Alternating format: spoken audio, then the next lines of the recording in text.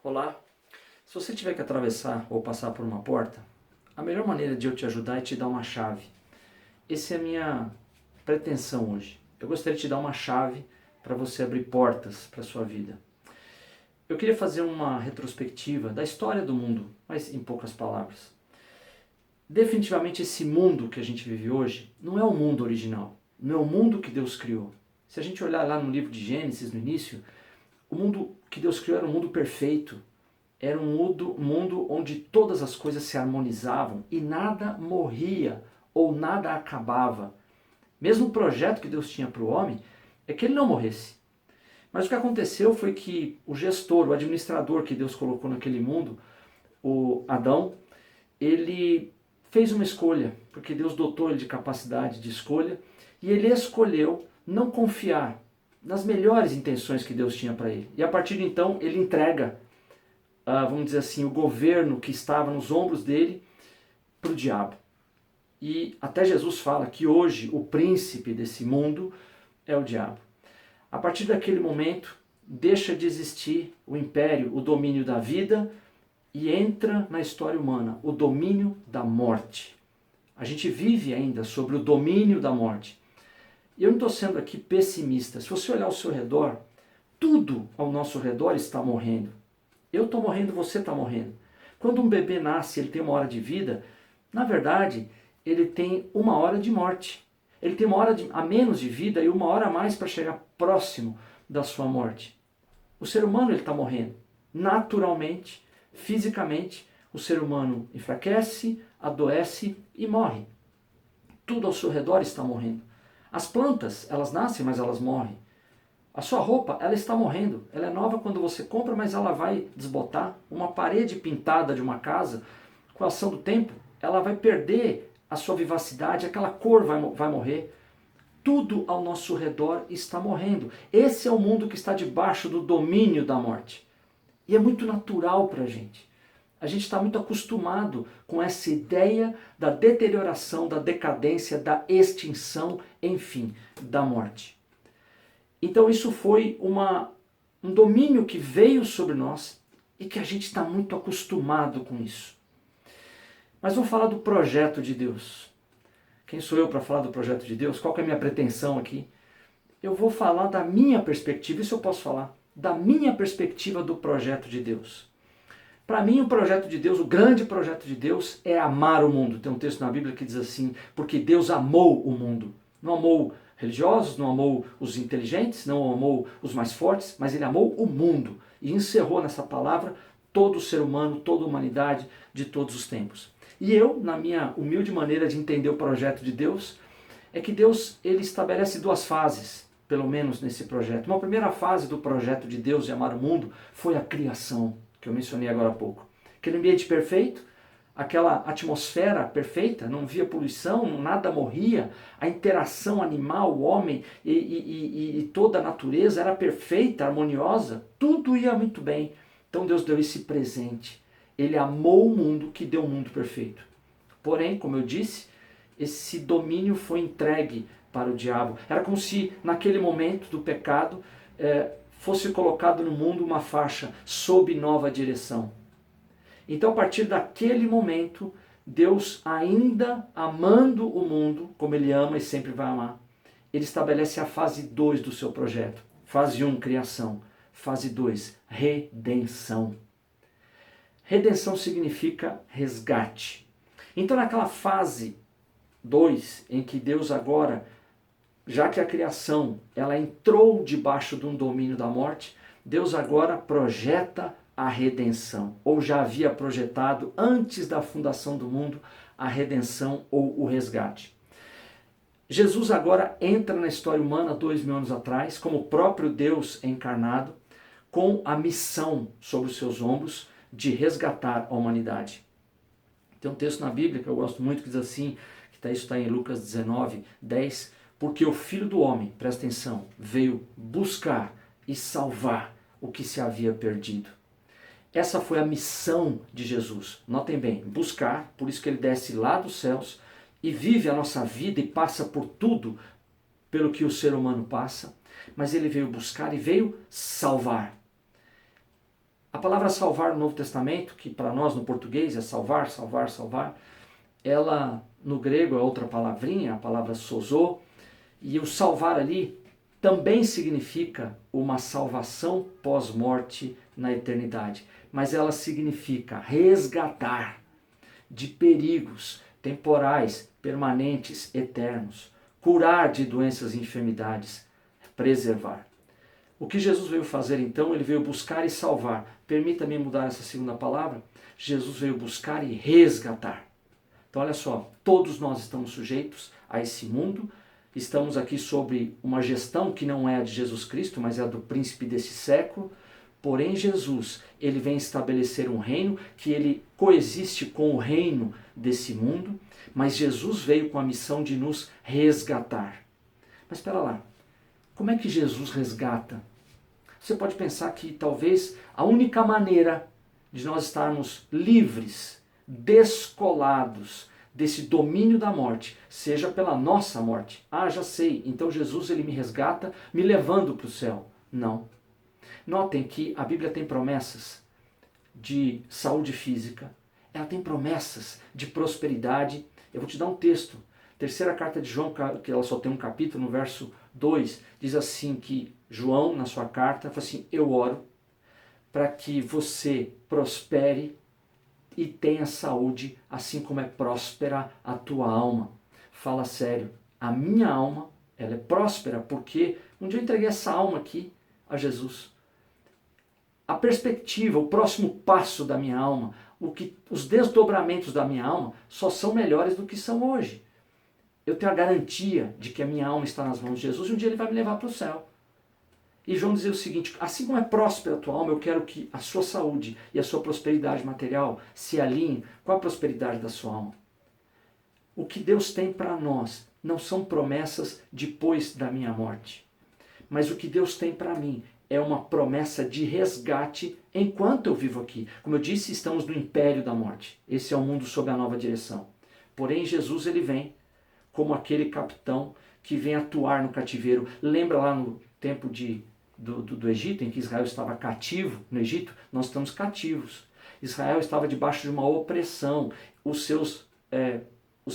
Aquelas pessoas que estavam sobre eles exigiam demais deles. Eles estavam sendo oprimidos. Nós somos oprimidos por esse domínio da morte. A gente vê morte por todos os lados.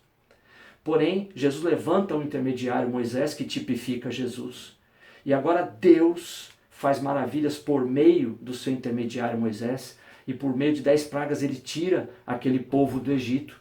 E a promessa de Deus é o seguinte, olha, eu vou levar vocês para uma terra onde vocês vão morar em casas que vocês não construíram. Vocês vão beber de poços que vocês não cavaram. Vocês vão comer de oliveiras que vocês não plantaram. É terra que mana leite e mel. Uau!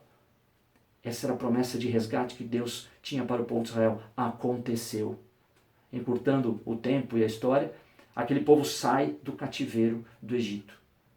E olha, eu vou dizer para vocês, passaram tanto tempo lá, que eles estavam acostumados já com aquela vida de cativo. Mas Deus agora mostra uma nova dimensão, uma nova realidade, que é a terra prometida. E eles foram para aquela terra, por meio de um intermediário. Existia algo melhor, não depois da morte deles, mas enquanto eles estivessem vivos. Eles desfrutaram nessa existência aqui terrena de uma terra prometida. E eles ficaram livres do cativeiro. A mesma coisa do projeto de Deus, na sua fase 2, redenção, resgate. Ora, eu preciso ser resgatado das coisas que eu passo aqui, mas é enquanto eu estou vivo. Por exemplo, quando a Bíblia fala a respeito de enfermidade e me dá a promessa de saúde, eu não vou precisar de saúde no céu. Eu não vou precisar de ser abastecido, de receber a provisão de Deus lá no céu. Mas aqui sim. Aqui eu tenho fraqueza, lá não terei. Então Jesus ele não resgata por meio da morte, mas ele resgata enquanto eu estou vivo. A palavra de Deus diz assim, João capítulo 10, verso 10. O ladrão não vem senão roubar, matar e destruir. Mas eu vim para que vocês tenham vida e vida em abundância. A Bíblia fala de 3 tipos de vida. A vida das plantas, outro tipo de vida, o bios, que é a vida física, que é o nosso organismo.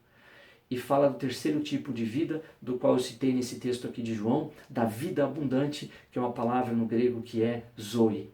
O zoe não é a vida física, não é a vida de uma planta, mas é a própria vida de Deus. E essa é a promessa que Jesus tem para mim, que Ele tem para você. Ele veio me resgatar nessa realidade do domínio sobre a morte. O que eu quero dizer para você? Eu estou falando da chave. Eu não estou pedindo que você faça nada, nem me copie, nem me imite, mas eu estou te dando uma chave que também não parte dos meus pensamentos, mas eu estou citando a palavra de Deus. Jesus veio buscar e resgatar o que se havia perdido. Ele estava falando da gente. Jesus ele veio para que nessa existência, debaixo do domínio da morte, eu tenha uma outra dimensão, outra perspectiva de vida. Fala sério, você está acostumado a olhar a vida humana e com essa mentalidade de que tudo morre, quando aparece ali uma dor nas suas costas, é a minha idade. Quando você começa a encarar restrições físicas, você diz, estou ficando velho. Quando algo vem sobre você e que vem para tanta gente nesse mundo, milhões de pessoas no mundo são acometidos de doença, são acometidos de males que têm a ver com a idade. E quando você vê que aquilo chega em você, você aceita, fala assim, puxa, é verdade, já cheguei nesse ponto da minha vida em que esse mal me atinge. Mas notem bem, isso é a lógica do domínio da morte. Jesus veio para te trazer para uma outra dimensão. E eu não estou falando de nada etéreo, nada abstrato. Você sabe que no Salmo 91, isso é uma riqueza para a sua vida. Ele diz assim, pois que tão encarecidamente me amou, eu também o livrarei, vou colocar ele num alto retiro, porque ele tem conhecido o meu nome. Tem outra passagem, Isaías, que fala que existe um alto caminho, e os redimidos é que vão andar por ele. Davi dizia assim, Senhor, me coloca numa rocha mais alta do que eu. O que eu estou mostrando é que existe um outro tipo de caminhar, existe uma outra vereda para aquele que confia na vida que Jesus está prometendo. Então o que Jesus está prometendo é uma vida abundante dentro desse momento em que eu vivo nessa terra dominada pelo mal. Jesus ele é o meu redentor, ele é o meu resgatador. Então eu quero te convidar a uma reflexão. Quando você olha para as coisas que estão acontecendo e se vê acuado, a gente vive esse momento de pandemia, estamos enclausurados em nossas casas, estou falando dessa realidade que o Brasil vive. Eu não sei quando você está assistindo esse vídeo, pode ser que você esteja assistindo esse vídeo muito depois de 2020. Então saiba que o que agora passamos, o que a humanidade passa, é um momento de clausura, mas de muita ameaça, de muito medo de que um vírus venha nos atingir e possa até nos matar. Mas isso é um fato, isso está acontecendo, isso não é uma história da carochinha, isso de fato está acontecendo. Mas mesmo nesse momento, ou qualquer outro momento da vida, Jesus, ele é o meu resgatador. Ele é aquele que pode afastar o domínio da morte. Mas como, Sérgio? Se olhar para a Bíblia fala de milagres. Vamos lembrar de alguns? Jesus se deparou com um cego de nascença, está lá em João capítulo 9. Esse moço nunca tinha enxergado nada na vida. Jesus vai lá, cospe na terra, faz lodo, lama, põe na vista dele e manda que ele vá a um tanque para se banhar naquele tanque. E ele vai e quando ele joga água no olho e abre os olhos, ele estava enxergando. É impossível pela ciência. Ele nunca enxergou, ele não aprendeu a enxergar. O que aconteceu ali foi um milagre. Foi um milagre. As vistas dele estavam sob o domínio da morte. Tinham morrido. Morrido, como tem tanta gente que tem deficiências no seu físico. A morte atuando, a morte atuou. Ele já nasceu com uma vista que recebeu a atuação da morte, já estava morta. Mas, curiosamente e milagrosamente, Jesus quebra o domínio da morte. Jesus desloca aquela pessoa do domínio da morte. E, milagrosamente, ela enxerga. Um leproso chega para Jesus, todo acometido por aquela doença, e ele fala, Senhor, se o Senhor quiser, o Senhor pode me limpar. Jesus olha para aquele moço, pega nele, toca nele, que nenhum mestre faria, e diz, eu quero, seja limpo. E a partir daquele momento, aquele homem foi curado de uma doença incurável. Mas como? A doença, ela é o que é, e ela ia levar aquele homem à morte. Mas Jesus intervém como um resgatador e desloca o poder da morte. O poder, o domínio da morte, não mais estava sobre aquele homem no seu físico. Lázaro, 4 dias depois de morto, Jesus chega na frente da tumba, manda tirar a pedra e chama Lázaro. Lázaro sai para fora. E Lázaro sai. Você sabe o que é 4 dias. Um cadáver de 4 dias. Hoje, no nosso organismo, existem, sei lá, uma diversidade de bactérias que elas estão atuando. Mas pelo fato de eu me alimentar, de eu tomar remédios, eu prevaleço, eu ganho essa luta contra as bactérias que estão no meu corpo. Mas quando um corpo morre e não se alimenta e não se medica mais, as bactérias dominam. 4 dias. Jesus chama aquele homem sai. O que é isso? Jesus desloca o poder, o domínio da morte. O resgatador faz isso. Citei casos, milagres de 2000 anos atrás. Mas eu tenho certeza que você tem milagres na sua vida. E eu também na minha. E ouvimos milagres. Esses dias eu ouvi de um homem, um relato de um casal cujo marido foi diagnosticado com Alzheimer. Mas ele entendeu que a ceia do Senhor, que é uma celebração que Jesus me deixou a você para lembrarmos do que Jesus conquistou para mim na cruz. Ele conquistou perdão e saúde. E aquele homem, entendendo isso todo dia, ele fez na sua casa a ceia do Senhor. Passou um ano, ele volta no médico e a médica fica atônita, porque ele não tinha mais o Alzheimer. E ela deu alta e diagnosticou que ele não tinha nada. Mas como que uma doença degenerativa, incurável, pode sumir? Porque o resgatador veio e deslocou o poder da morte. Jesus é esse. O que eu quero encerrar dizendo para você? Talvez a sua situação agora é uma situação de desconforto. Eu vou te ser sincero, eu não sei o que você está passando. E não desprezo, não menosprezo, não desrespeito. Talvez o que você esteja passando eu nunca passei. Eu não sei se o que te aflige agora é uma enfermidade, é uma internação, uma UTI, um diagnóstico médico, um abandono, uma injustiça, uma traição, uma crise familiar conjugal. Eu não sei, eu não consigo medir isso. E não quero te desrespeitar. Mas como eu disse, eu vim aqui com uma chave. E eu espero que essa chave te ajude. Eu quero dizer o seguinte, você pode encarar essa situação tua, onde a morte dominou. Onde a morte avançou no seu físico, avançou na sua família, avançou nos seus negócios, avançou nos seus relacionamentos. Mas acontece com tanta gente, na verdade. Você já viu tanta gente morrer disso, sofrer disso, padecer daquilo outro. Mas isso é o domínio da morte. E você está desconfortável, mas se aceita porque as coisas são assim. Não. Há um outro caminho. Jesus veio te trazer vida. Ele veio buscar e resgatar você. Há sim uma porta para você passar, para que esse seu momento seja superado pelo Zoe, pela vida abundante de Jesus.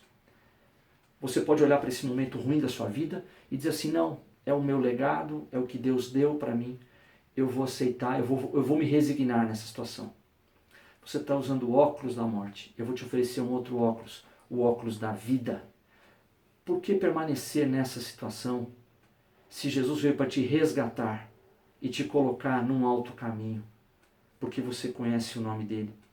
Alguém pode dizer, puxa, mas olha o que Deus me deu. Olha, por que Deus permitiu? Você não está entendendo.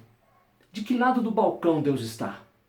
Talvez você esteja imaginando que Deus esteja lá do balcão, lá de cima do céu, destilando a conta-gotas, ou talvez a baldes, vírus, pandemias, flagelos, fome, guerra. Por que Deus permite isso? Irmão, Jesus e Deus estão do outro lado do balcão. Deus está do lado do balcão, não da morte, mas da vida. Tanto é que uma coisa para você não esquecer e não ter dúvidas de que Deus te ama. Ele enviou o único Filho dele para morrer por você, para ser o teu resgatador. Não olha para Deus como o grande autor de todos os males da humanidade, mas como o grande resgatador da tua situação agora. Irmão, para esse momento agora, né? Quem me ouvir lá para frente pode estar vivendo um outro momento, mas esse momento único que a gente passa, de acuamento, de ameaça, eu te desafio e te encorajo a pegar essa chave de que Jesus é o teu resgatador e você olhar para ele e não ficar desconfortável. Peraí, eu estou desconfortável, mas eu não quero esse desconforto. Senhor Jesus, desloca esse poder da morte do meu momento, porque milagres existem, existirão e pode ser um para a tua vida agora. Eu quero orar por você. Senhor Jesus, eu quero te agradecer primeiro pela tua obra de redentor naquela cruz. O Senhor veio para viver a vida que eu vivo, para passar pelas dificuldades que a gente passa, mas não só para ser alguém que dá bons conselhos. O Senhor veio com um poder salvador.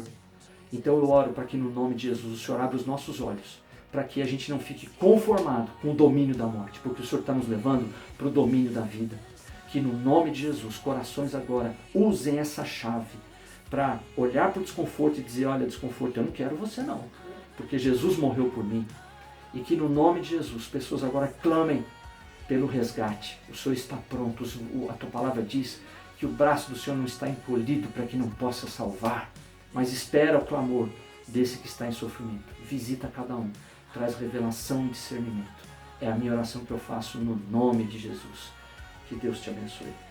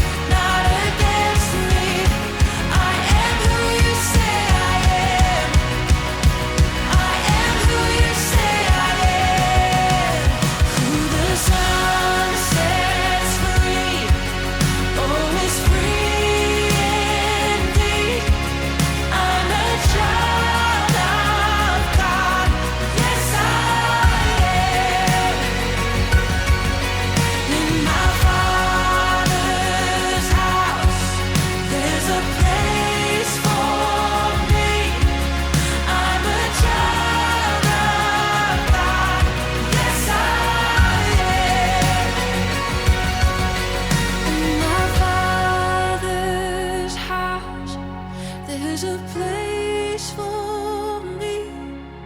I'm a child of God. Yes, I am.